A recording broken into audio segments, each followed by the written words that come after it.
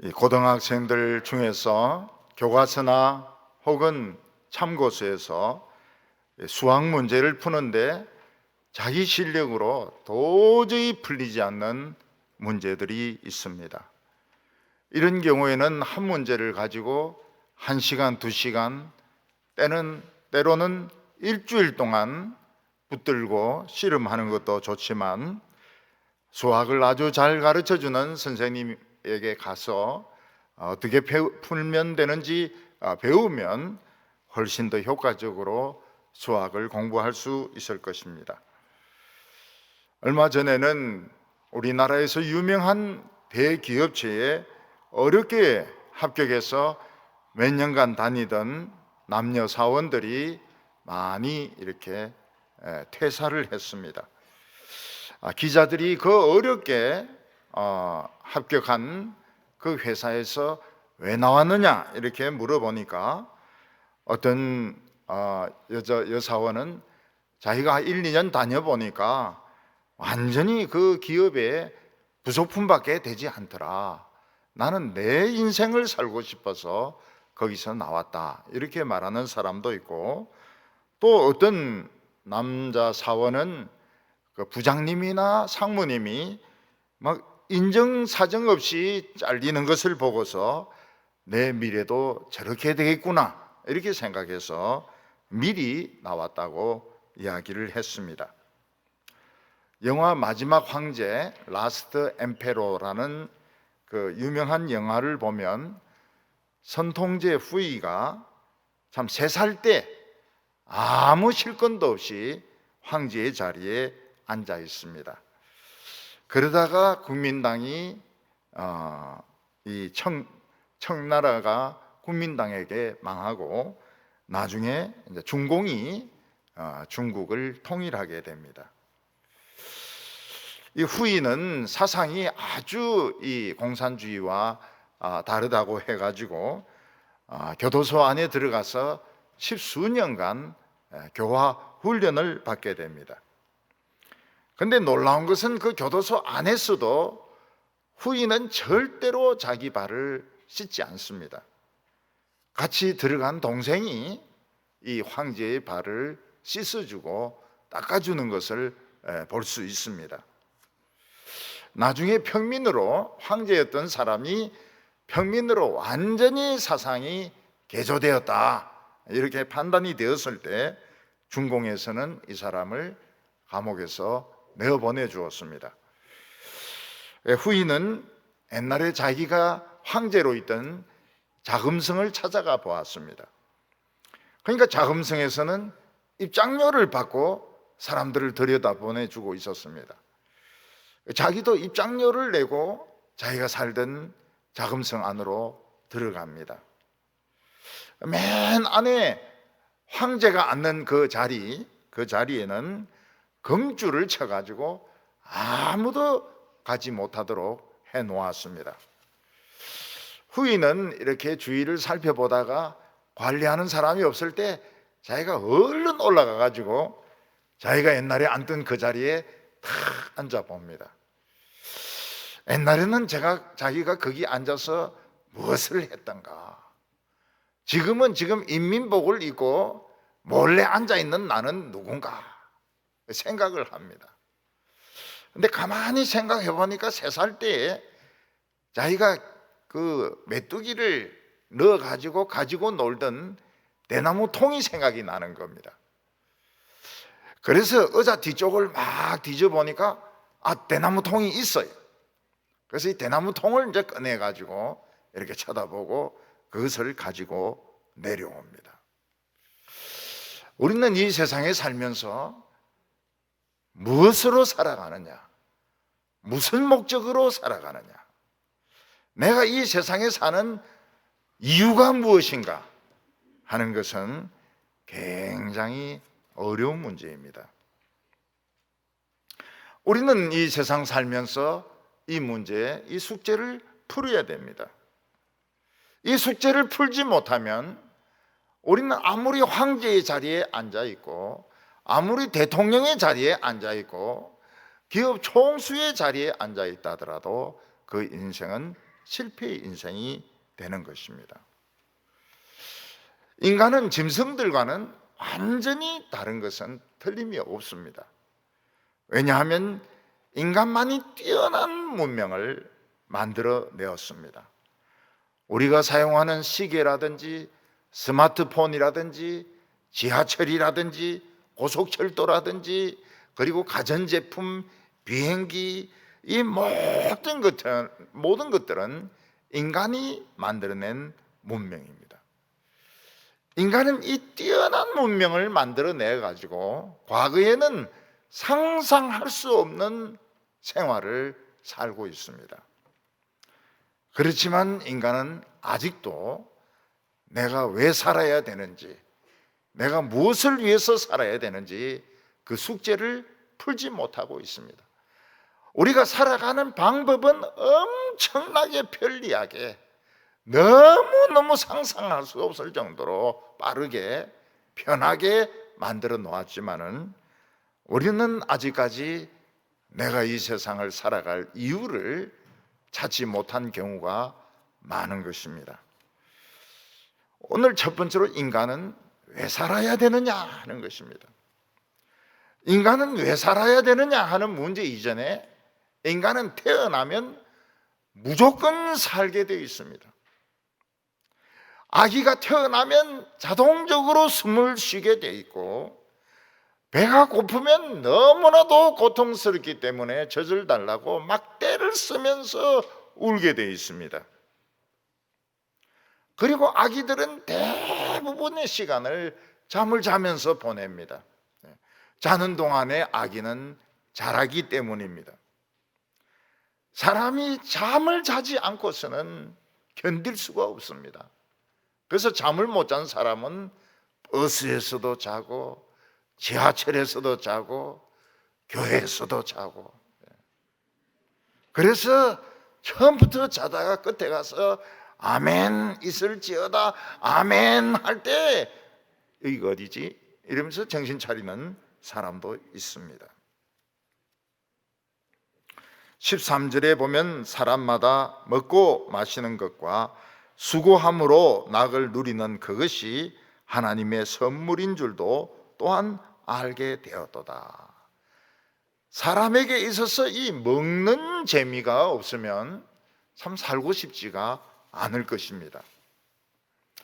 여자들은 시장에 가서 장을 정성스럽게 사서 오고 음식 재료를 다듬고 음식을 끓이고 또 튀기고 이래서 맛있는 음식을 만들어 놓으면 벌써 시간이 많이 걸립니다. 2시간 이상 걸립니다.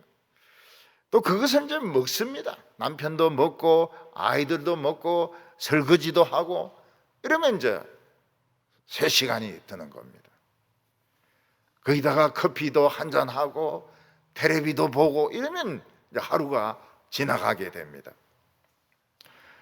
어떤 사람이 병이 있어서 음식을 먹지 못한다거나 또는 다이어트를 하느라고 음식을 못 먹는다면 참 이 먹는 기쁨이 없습니다. 사람이 먹질 않으면 할 일이 없어요. 아침에 눈 떠가지고도 할 일이 없고 하루 종일 할 일이 없습니다. 왜냐하면 먹는 것이 그렇게 많은 부분을 차지하고 있기 때문입니다. 어떤 사람은 건강을 위해서 일일날 결심을 합니다.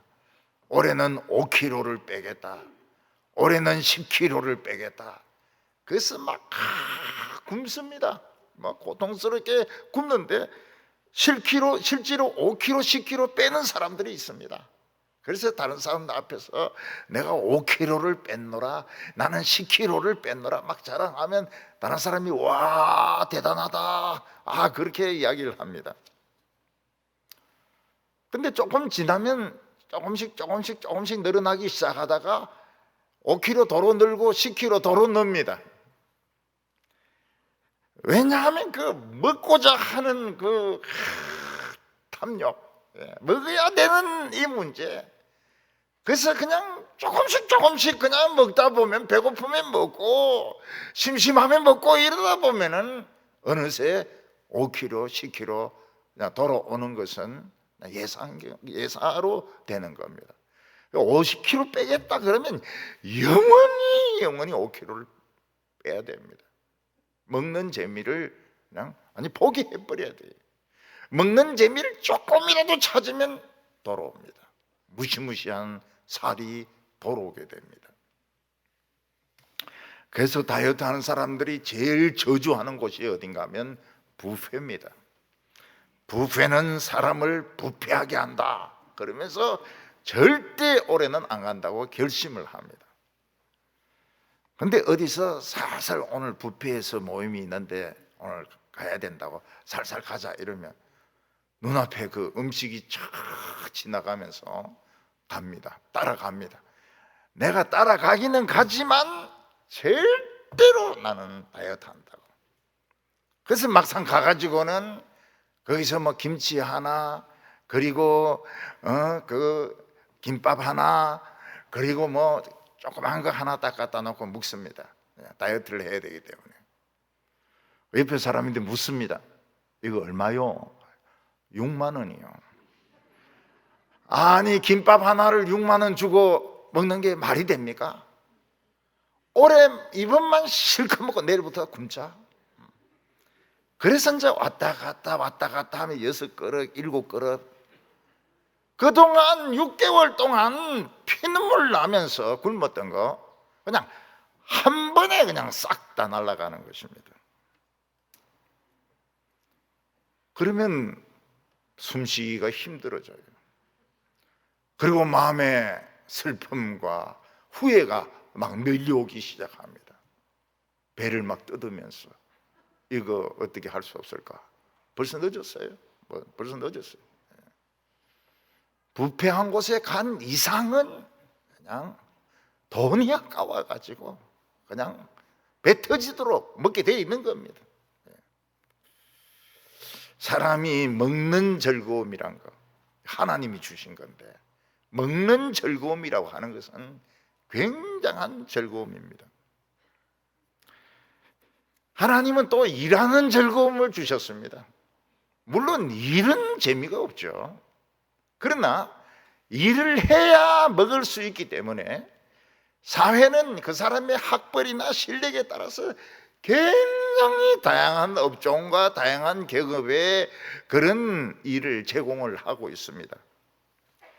사람들은 이제 어떻게 하든지 좋은 계급에 좋은 자기 시간을 가질 수 있는 그런 업종에서 일을 하려고 죽으라고 공부를 합니다. 그래서 어떤 사람은 뭐 높은 계급까지 오르고 국장까지 오르고 어떤 사람은 장관까지 오르고 어떤 사람은 뭐 판사도 하고 교수도 하고 뭐 학교 선생님도 하고. 근데 나이가 들면 어떻게 됩니까? 다 퇴직을 하게 됩니다. 다 퇴직을 해서 연금을 가지고 이렇게 살게 되는데, 근데 연금이 모자라면 연금 가지고 생활이 모자라게 되면 이제 훨씬 낮은 임금을 주는 경비라든지, 옛날에 뭐 부장님으로 계실 때는 상상도 할 수 없었던 뭐 경비라든지 뭐 청소라든지 뭐 이제 이런 일을 하면서 그 부족한 생활비를 보충해야 되는 겁니다. 그러니까 사람이 이 세상에서 할 일이 있다는 것은 굉장히 대단한 것입니다. 할 일이 있다는 것은. 그래서 일본에 이리 가보면 제일 먼저 딱 느끼는 게 뭔가 하면 고속도로비 그 징수하는 사람은 다 노인이라는 것입니다. 전부 노인입니다. 노인들이 고속도로비를 받고 또 잔돈을 주기도 합니다. 저희 부부는 홋카이도에 갔다가 무려 95살이 된 사람으로부터 커피를 사 먹었습니다.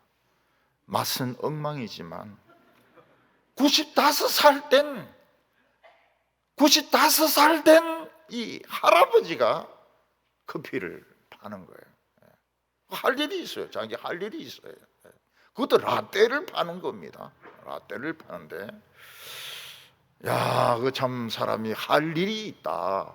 95살인데 할 일이 있다 하는 것은 참 대단하게 보였습니다. 굉장히 즐겁대요. 예. 커피 파는 거 아주 즐겁대요. 어렵지 않나? 쉽대요. 커피 엮고 그냥 돌리면 된대요. 사람이 부인을 하려고 해도 부인할 수 없는 것이 하나 있는데 그게 나이입니다. 어린애는 자기가 아무리 어른이 되고 싶어서 코 밑에 수염을 달고 아버지가 피우던 담배를 피우고 아버지가 마시던 술잔에 남은 거 술을 홀짝 마셔도 애입니다. 애는 애지 애가 갑자기 어른이 될 수가 없어요. 노인은 자기가 아무리 인정하기 싫어도 노인입니다. 60, 70 올라가면 노인이에요. 왜냐하면 하나님께서 그렇게 정하셨기 때문입니다. 14절에 하나님께서 행하시는 모든 것은 영원히 있을 것이라. 그 위에 더할 수도 없고 그것에서 덜할 수도 없나니 하나님이 이와 같이 행하심은 사람들이 그의 앞에서 경외하려 하심인 줄 내가 알았도다. 전에 우리 교회 어린이가 태어났는데 다리가 굉장히 길어요. 그래서 엄마가 이렇게 업으면 다리가 얼마나 긴지 땅에 막 끌릴 정도로 아기가 다리가 길어요.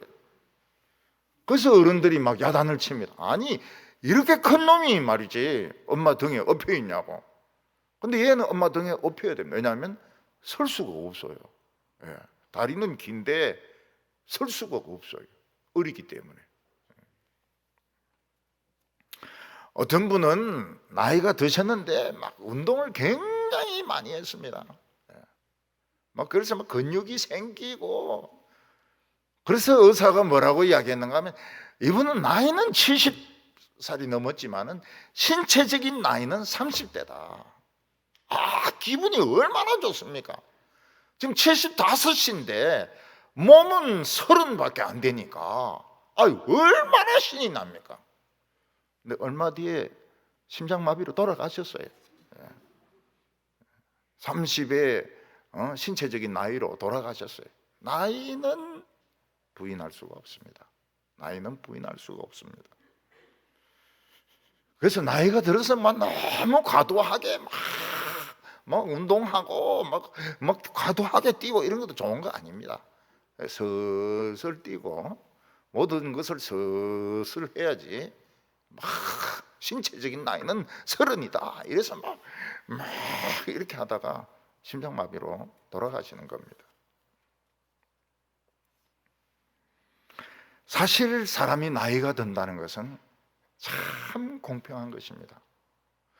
어떤 사람은 그냥 한꺼번에 10살씩 막 이리 올라가는 사람 없습니다.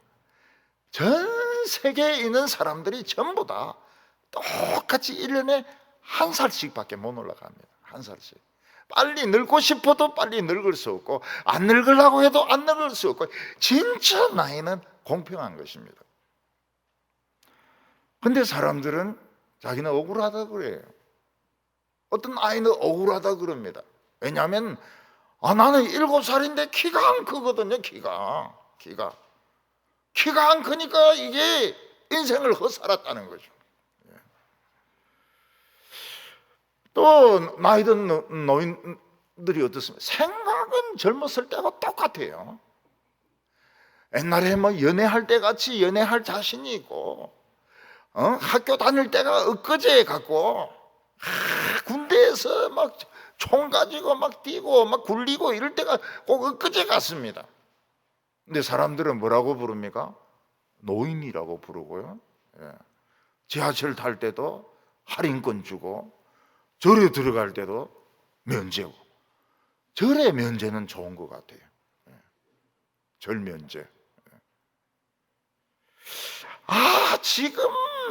지금 나는 똑같은데, 옛날하고 똑같은데, 옛날하고 마음은 하나도 변한 것이 없는데 똑같이 연애할 수도 있고, 지금 막 똑같이 그냥 돌아다닐 수도 있고, 왜 나를 노인이라고 부르느냐고. 그 요새 노인 나이가 이제 70으로 늘어났습니다. 늘어나도 노인은 노인인 거예요. 그런데 이게 뭐가 좀 이상한 게 있긴 있습니다. 보니까 옛날에는 막 사람 이름을 막 줄줄줄줄 외웠습니다. 근데 나이가 드니까 사람 이름이 생각이 안 나요. 왜냐하면 이 컴퓨터가 옛날 컴퓨터 286이거든요. 그러니까 사람 이름이 이제 입력이 안 되는 거예요. 굉장히 쉬운 이름이 생각이 안 납니다.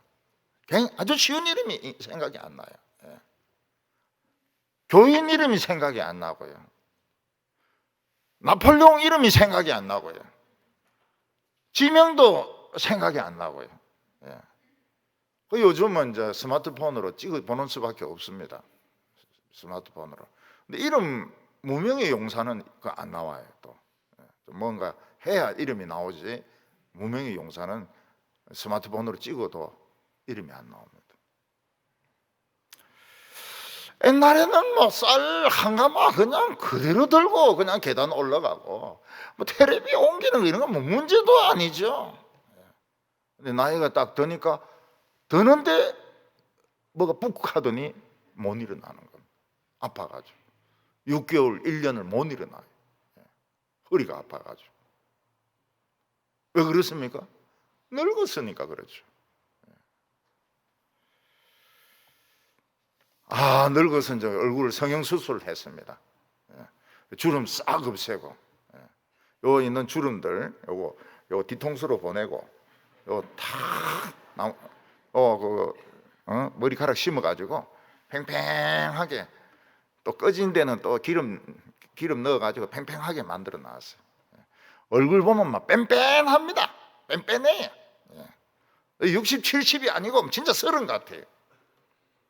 그러나 등은 꾸부정하게 이렇게 가니까 이 꾸부정한 거 이거는 바꿀 수가 없는 거예요. 얼굴만 뺀뺀한 거지 등은 이거 구부러진 거는 이거 어쩔 수가 없는 거예요. 이게 15절에 보면 이제 있는 것이 옛적에 있었고 장래에도 있었나니 하나님은 이미 지난 것을 다시 찾으시느니라. 사람이 어린아이로 있다가 청소년이 되고 나중에 장년이 되고 어른이 되고, 참 이 일은 옛날에도 있었고 앞으로도 있을 일입니다. 나이가 든 사람이 억울한 것이 바로 이것입니다. 내 정신은 똑같은데, 옛날 젊었을 때하고 똑같은데, 청소년 때하고 똑같은데, 옛날같이 막 순자를 만나면 막 사랑하고 싶고, 또 청년들하고 막 토론하고 싶고, 하나도 달라진 거 없는데 정신은, 딴 사람이 보니까 늙었어요. 벌써 이마가 엄청 까진 거예요. 이마가 엄청 까졌어요. 그리고 이미 대화가 안 되는 겁니다. 젊은 사람들은 젊은 사람들끼리 이야기하는 걸 좋아하지, 거기에 나이 든 사람이 한 명이라도 끼면 이 꼰대 냄새 난다 이러면서 아무도 안 있으려고 그래요. 노인은 막 젊은 애들하고 막 활발하게 토론도 하고 싶고 막 이야기하고 싶은데 슬슬 다 빠져나가. 뭐 화장실 간다든 뭐 전화가 왔다든 이러면서 싹 다 빠져나가 버려요. 대화를 하기를 싫어합니다. 나는 정신은 말짱한데 젊은 애들은 싫어하는 거예요. 한 소리 또 하고 이러니까. 애들 잊지 말라고 자꾸 강조하는 건데 그걸 죽으라고 싫어합니다. 인간이 이 세상에 어린이로 태어나서, 사람으로 태어나서 인간으로 늙어가는 것은 정말 이거는 하나님 주신 좋은 선물입니다. 천사가 늙어갈 수 있습니까? 없습니다. 어린아이로부터 청소년, 청년, 노인으로 늙어가는 것은 인간만 가질 수 있는 참 놀라운 특권이고 변화인 것입니다. 그리고 이 세상에는 길이 굉장히 많아가지고 좋은 학교를 나올 수도 있고, 유명한 피아니스트도 될 수도 있고, 골프 선수도 될 수도 있고, 그리고 여러 명의 아기도 낳을 수도 있고, 사업에 성공할 수도 있습니다. 그러나 나이가 들고 보면 아무 소용이 없어요. 나이가 들고 보면 그냥 노인이라 힘이 없어요. 힘이 없어서 잘 서 있지 못하고 그냥 잘 넘어집니다. 잘 넘어져요. 병이 자꾸 생깁니다. 약을 자꾸 먹어야 됩니다. 우리나라의 한 영문학자는 90세인데 유튜브를 하고 있습니다. 근데 항상 목에 목도리를 하고 나와요. 그러면서 이제 하루는 그 이야기를 하는 겁니다. 사람이 다른 것은 다 감출 수 있어도 목은 감출 수 없다는 거예요. 쭈글쭈글한 목은 감출 수가 없다는 거예요. 그래서 자기는 목도리를 하고 나온다고 말했습니다. 그 사람은 일어설 힘이 없어요. 그래서 항상 휠체어를 타고 다닙니다. 이것은 하나님이 정하신 것입니다. 사람은 자기가 늙고 싶지 않다고 해서 안 늙을 수 있는 것도 아니고,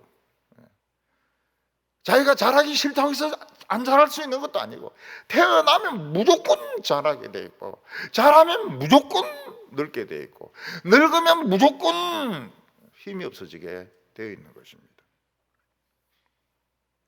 인생의 마지막이 다 돼 가고 있는 것이죠. 미켈란젤로가 만든 다비드 상을 보면 다윗은 영원히 젊을 것 같습니다. 나체로 물맷돌 들고 있는 다윗상을 보면 다윗은 영원한 청소년인 것 같아요. 근데 성경에 보면 어떻습니까? 다윗이 늙으니까 이 피가 잘 안 통하는 것 같아요. 몸이 추운 거예요. 아무리 이불을 덮어도 추운 거예요. 그래서 신하들이 몸이 펄펄 끓는 몸이 뜨거운 처녀 하나 구해가지고 이불 속에 넣어줍니다. 인간 난로로. 그래서 다윗은 따뜻해서 좋은데, 그 처녀는 어떻습니까? 처녀는 추운 영감대기 하나 안고 이렇게 밤새도록 있으려고 하니까 얼마나 춥겠어요. 아무리 소년 다윗이라 하더라도 늙으니까 별 수가 없는 거예요. 그래서 인정을 해야 됩니다. 내가 지금 60대다, 내가 70대다, 나이를 인정을 하고, 그래야지 아닌 것처럼 노인 연령이 연장돼야 돼. 아무리 그렇게 해봐야 안 늙은 게 아닌 겁니다. 하나님이 정하셨어요.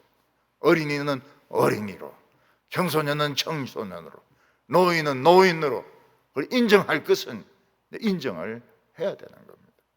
난 늙어가고 있다, 나는 죽어가고 있다, 나는 잘하고 있다, 인정을 해야 되는 겁니다.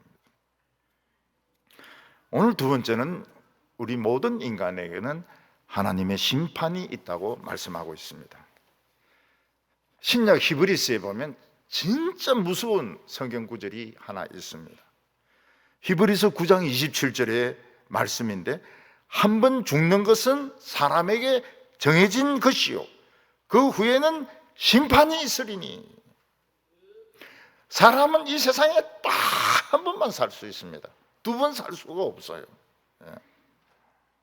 한 번 살다가 마음에 안 들면 때려쳐버리고 또 한 번 살고, 이게 안 돼요.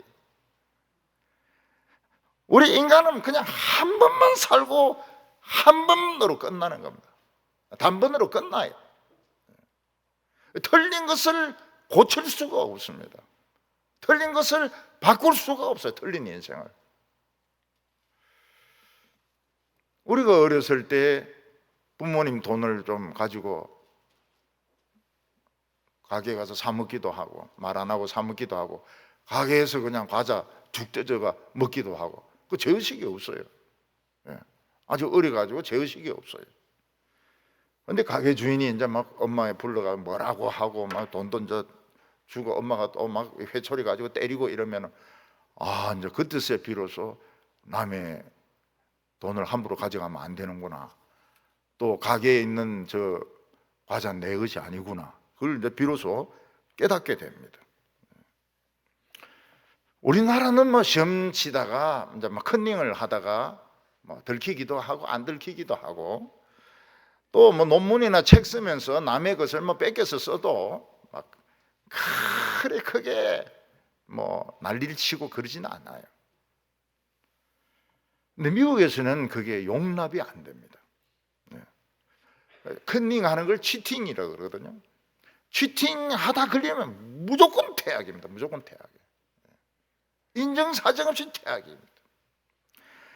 논문 표절, 책 표절은 엄청난 죄입니다.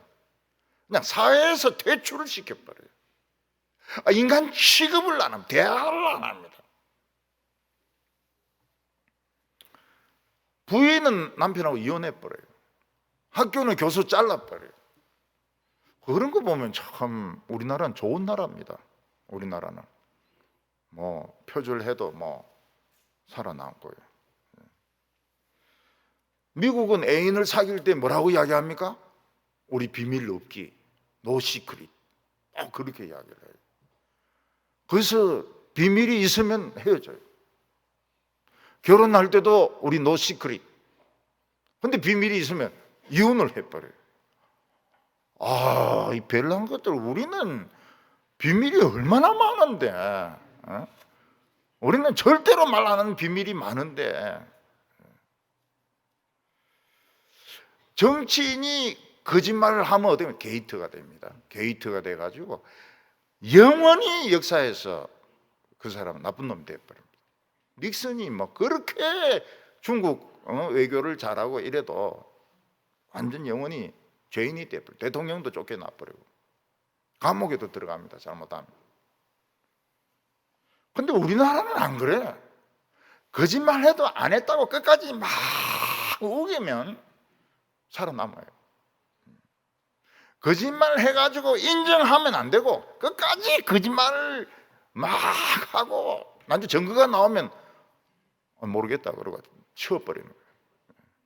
참 우리나라 좋은 나라예요. 그런 거 보면 거짓말하고 막 빡빡 우기고 말이죠. 말도 안 되는 소리 하고 빡빡 우기고 이러면 살아남는다고요. 정직한 사람이 못 버티는 사회죠. 그렇지만은 하나님의 심판은 있다고 말하고 있습니다. 우리가 이 세상에 그냥 한 번 살고 그냥 끝난다면 뭐 이래 살고 뭐 운동선수로 살고 뭐 가수로 살고 딴따라로 하고 뭐 상관이 없겠지만은 우리 인간의 삶 끝에는 딱 한 번 살고 그 뒤에는 하나님의 심판이 있다고 말하고 있습니다. 이 세상에서도 심판을 받는데 이 세상의 심판은 정확하지가 않아요. 많이 봐줍니다. 굉장히 많이 봐줘요. 굉장히 많이 봐주고 감정적인 부분도 많고. 조선시대 때에 김사갓이라고 해서 김병년이라는 사람이 살았는데 이제 과거 시험 보러 가니까 무슨 난리를 일으켰던 사람을 도운 누구에 대해서 논하라, 이제 이런 제목이 나온 겁니다. 그래서 그 역적에 대해서 막 굉장히 욕을 해가지고 막 그런 답을 써가지고 급제를 한 거예요. 알고 보니까 그 반역을 일으킨 사람 자기 할아버지라. 자기 할아버지를 욕하고 어떻게 내가 이 세상에서 하늘을 쳐다볼 수 있느냐. 그래서 이제 삿갓을 쓰고 온 데를 돌아다니면서 밥 얻어먹고 술 얻어먹고 시를 쓰고 한문 적어주고 그러면서 이제 돌아다니는 겁니다. 강원도 이제 동강이죠. 제천 옆에 동강에 가니까 이 사람 무덤이 있는데 길 가까이 있지 않아요. 산을 또 넘어가야 됩니다. 산을 또 넘어가야 김병년의 무덤이 있는 거예요. 옛날 동강 제천 얼마나 구석입니까? 그 구석에서 또 산을 넘어가야 또 무덤이 있는 거예요. 제가 언젠가 한번 그 흑인 배우, 참 나이가 들었지만은 여러 배우를 소화를 해가지고 참 연기를 잘하는 배우가 참 부러웠다, 그런 말씀을 드린 적이 있습니다. 그 사람이 이제 모건 프리만인데, 그 사람은 뭐 나이가 들었지만 노인이지만은 계속 그 연기를 했습니다. 근데 그 설교를 이제 인터넷으로 듣고 우리 교인 하나가 이야기를 했습니다. 모건 프리만은 미투에 걸렸다는 거예요. 미투. 그래서 2019년부터는 영화에 일체 못 나오는데, 목사님 그거 아느냐는 거예요. 나 모른다 그랬죠. 미투에 걸린 줄 몰랐다 그랬죠. 그 늙은 영감쟁이가 왜 그래 그 일을 저지르는지 모르겠어요. 그래서 존경했다가 조져버렸어요. 이 영감쟁이가 그냥 비아그라 먹고 일 저지르는 바람에 그냥 말짱 도루묵이 돼버렸어요. 사람이 이 세상에 태어나게 한 것은 하나님이 태어나게 하신 겁니다. 자기가 태어나고 싶어서 태어난 사람은 아무도 없어요. 남자로 태어나고 싶었던 것도 아니고, 여자로 태어나고 싶었던 것도 아니고, 흑인으로 태어나고 싶었던 것도 아니고, 하나님이 그렇게 태어나게 하셨습니다. 그리고 능력에 따라서 막 성공할 수도 있고 실패할 수도 있고 뭐 개판 칠 수도 있습니다. 근데 그 뒤에는 하나님의 심판이 있다는 겁니다. 너는 왜 그렇게 살았느냐? 너는 살면서 무엇을 찾았느냐? 무엇을 남겼느냐? 16절과 17절 보면, 또 내가 해 아래서 보건대 재판하는 곳 거기에도 악이 있고 정의를 행하는 곳 거기에도 악이 있도다. 내가 마음속에 이르기를 의인과 악인을 심판하시리니 이는 모든 소망하는 일과 모든 행사에 때가 있습니다. 세상에서 사람들은 다른 사람의 평가를 받습니다. 어떤 사람은 막 굉장히 청빈한 사람이에요. 옷도 막 떨어진 옷 입고 뭐 머리도 생전 안 감고 막, 그리고 막 신발도 다 떨어진 거 신고 다니는데 알고 보니까 이게 알부자라. 돈을 딴 데 막 모아놓은 거예요. 청빈하게 보이려고 그렇게 한 거죠. 혜민이 같은 이 중도 말이죠. 자기는 막 바꿀 거는 마오라밖에 없다고 이래 놔놓고 보니까 집도 있고 차도 있고 말이죠. 그러니까 굉장히 어려운 사람인 것 같은데 삐끼 보니까 이놈 욕심쟁이라, 거짓말쟁이고, 또 어떤 사람은 막 악인이라 이래가지고 막 신문에서 욕을 얻어먹고 막 이런데 알고 보니까 누명을 뒤집으신 거예요. 그리고 다른 사람을 지키기 위해서 자기가 책임을 진 거예요. 요새 그 뭐 대장동에서 사람들이 자꾸 죽던데 누구를 지키려고 그래 죽는지 모르겠어요. 지킬 필요가 없는데, 지킬 필요가 없어요. 누군지는 모르겠지만 지킬 필요가 없고, 뭐 감옥에 갈 일 있으면 들어가서 또 공짜밥 먹고 또 나오면 되고 이렇지. 벌써 3명이나 죽었어요. 대장동에서. 벌써 이름도 이상해. 대장동이 또 뭡니까? 중장이라든지 이렇게 해야지. 하나님 앞에 딱 써보니까 그렇게 도덕적이고 모범적이고 그 존경받던 사람이 몰래 돈도 많이 모으고 미투도 하고 미쓰리에도 걸리고, 어떤 사람은 진짜 이게 나쁜 사람이라고 막 요거도 먹었는데 보니까 인간이 판단을 잘못해가지고 누명을 뒤집어 쓴 거예요. 언론이 막 사람을 죽여놔버린 거예요. 그러나 이 모든 것이 계속되는 것이 아니고 때가 있다는 것입니다. 하나님 앞에서 모든 것이 밝혀질 때가 있습니다. 그래서 진정으로 가치 있는 삶을 사는 사람은 하나님의 말씀을 죽기 전에 미리 땡겨가지고 하나님의 말씀을 알아듣고 자신을 바꾸는 사람이 이 사람이 성공한 사람인 것입니다. 자기 하고 싶은 대로 끝까지 가는 사람은 소망이 없어요. 나중에 감추어졌던 모든 비밀이 다 드러날 때 고기도 못 듭니다. 삭가 써야 됩니다. 예수님은 뭐라고 말씀하세요? 한 영혼이 온 천하보다 더 귀하다.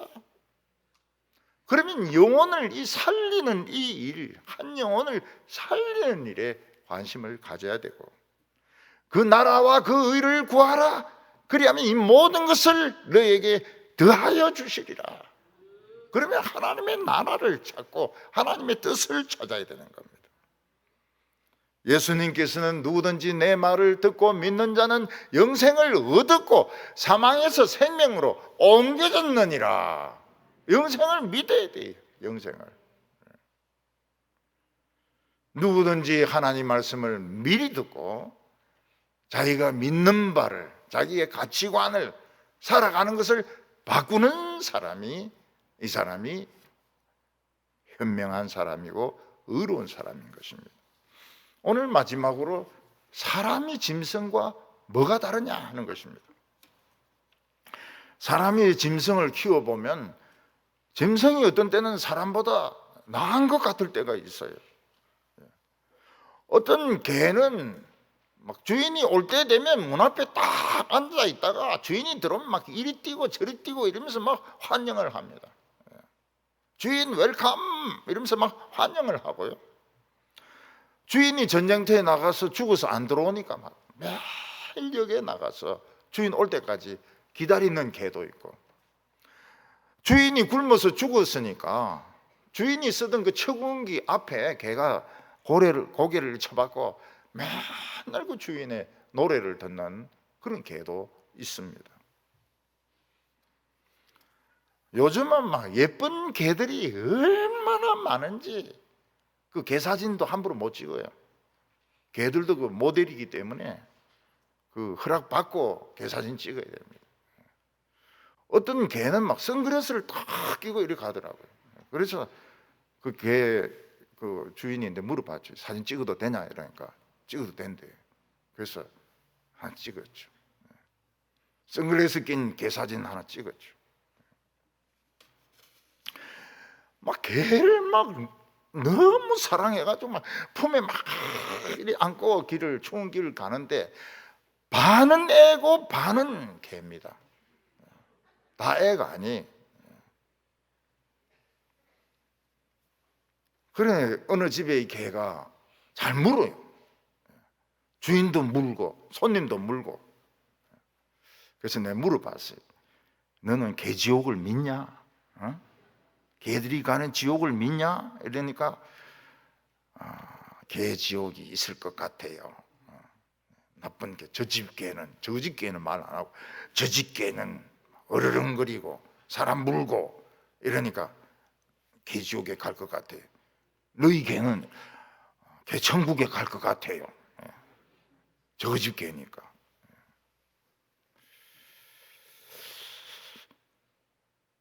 여러분 이 짐승들 보면은 참 대단합니다. 대단해. 사자의 그 당당함, 표범이 막 고기 저 먹이 잡으러 뛰는 거 보면 막 그 근육의 움직임, 막 기계 자동차 자동차 이 막 피스톤 같이 막 이렇게 뛰죠. 하마의 그 우직함, 하마는 그것도 피땀을 흘리지 않습니까? 진짜 땀은 아니라고 그러는데 피 같은 액체를 흘리거든요. 그런데 이게 물리도 다 낫는 거예요. 그게 연고입니다. 연고 다 나아요. 우리 교인들 중에서도 뭐 잘 안 나으면은 아프리카로 가가지고 하마인데 요렇게 돼가지고 그 좀 몇 방울 얻어오세요. 싹 하면 피땀 이렇게 하면 낫습니다. 말들이 막 뛰는 거 보면 뒤에 사람까지 얹어놓고 뛰는 거 보면 막 굉장하죠. 짐승들은 놀랍지만 정신은 있습니다. 개도 닭도 정신은 다 있어요. 그렇지만 영혼이 없어가지고 하나님을 모릅니다. 하나님 모릅니다. 그래 그 개지옥에 있다는 그 애인데 내가 막 자꾸 네 복음을 전해라 개인데 네 개천국 보내려고 하면 하나님이 세상을 사랑하사 독생자를 보내셨으니 이는 개를 천국으로 보내려 함이라 복음을 전해라 개인데 그러니까 애가 한번 그래 볼게요 이러더라고요. 개는 하나님 몰라요. 영혼이 없어요. 정신만 있습니다. 사람이나 짐승이나 때가 되면은 다 죽습니다. 늙어가는 거는 자연스러운 변화 중에 하나입니다. 나이 들어서 아픈 것도 그냥 주님께 가는 코스예요. 주님께 가까이 가고 있는 것입니다. 사람이나 짐승이 죽으면 제일 좋아하는 게 구더기입니다. 구더기가 막 파먹습니다. 들판에서 죽은 것은 독수리라든지 하이에나라든지 뭐 매라든지 뭐 이런 것들이 또 뜯어먹어가지고 분해를 시킵니다. 그 분해 안 시키면 안 돼요. 안 시키면 전염병이 돌고 또 시체들이 막 들판에 널려 있게 됩니다. 근데 솔로몬은 놀라운 사실을 발견했습니다. 21절에 인간들의 혼은 위로 올라가고 짐승들의 혼은 아래로 곧 땅으로 내려가는 줄을 누가 알랴? 인간들의 혼이 위로 올라간다는 것은 하나님을 아는 영혼이 있다는 것입니다. 그래서 인간의 혼이 하늘에 올라간다 해서 다 구원받는 것은 아닙니다. 개나 짐승들의 혼이 아래로 땅으로 내려간다는 것은 하나님을 아는 영혼이 없는 것입니다. 개인데 복음 전해봐야 소용이 없어요. 개지옥 이런 거 없어요. 인간들이 하나님을 안다고 해서 다 구원받는 것이 아닙니다. 하나님은 묻습니다. 너는 세상에서 뭐하다 왔노? 뭐 놀다 왔습니다. 그래? 그럼 지옥에서 영원히 놀아라. 하나님의 말씀을 듣고 미리 이 화살 아닙니까? 인생은 화살같이 막 쫙 달려가는데 바꿀 수가 없거든요. 하나님의 말씀을 듣고 하나님을 만나고 인생의 길을 미리 바꾸어야지 이게 실패 없는 인생이 되는 것입니다. 내가 왜 살아야 되는지 하나님 만나기 전까지는 모릅니다. 절대로 안 풀립니다. 철학책 아무리 봐도 안 풀립니다. 우리는 이 세상 살면서 하나님을 늘 의식을 해야 됩니다. 물론 100% 믿음으로 살지는 못하죠. 그렇지만 하나님을 의식을 해야 됩니다. 그리고 미래는 아무도 모릅니다. 미래는 무슨 일이 있을지, 원자폭탄이 터질지, 쓰나미가 올지, 후지산, 백두산이 터질지 아무도 모릅니다. 어떻게 살아갑니까? 믿음으로. 하나님을 믿는 믿음으로. 하나님을 의식하고 하나님을 믿는 믿음으로 살면 그 인생은 절대로 실패한 인생이 아닙니다. 12절에 보면 사람들이 사는 동안 기뻐하며 선을 행하는 것보다 더 나은 것이 없는 줄 안다 이렇게 말하고 있습니다. 내가 인간으로 사는 거 기뻐하고 하나님을 아는 거 기뻐하고 이 선을 행한다는 것은 하나님의 뜻을 행하여 가는 겁니다. 아무리 인간이라 하더라도 100% 어렵지는 못합니다. 그렇지만은 하나님 말씀 듣고 하나님 말씀으로 향하여 갈 때 우리의 인생은 헛되지 않을 줄로 믿습니다. 기도드리겠습니다.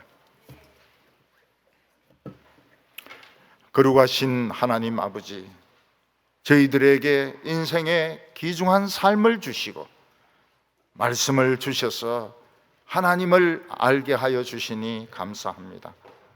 딱 한 번 살다가 죽는 인생, 우리 하나님의 말씀대로 살아가게 하여 주시옵소서.